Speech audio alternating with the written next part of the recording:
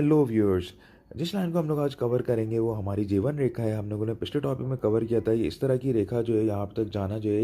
एक अच्छी नॉर्मल रेखा कंसीडर की जाती है हेल्थ पॉइंट ऑफ व्यू से। मगर जो है आज जो इस चीज़ को हम लोग कवर करेंगे वो हमारे जो है ओवरलैपिंग है लाइफ लाइन जीवन रेखा के ऊपर। बहुत से लोगों की ऐसी लगी है, देखने में आती है यहाँ तक आई है और फिर टूट कर जो है यहाँ से स्टार्ट ऐसे हो गई है, या जो है वो इधर से स्टार्ट ना हो तो वो दूसरी तरफ से स्टार्ट होती हुई दिख सकती है। तो ऐसे लोग जो होते हैं ये ज़िंदगी के इस टाइम पीरियड में जो है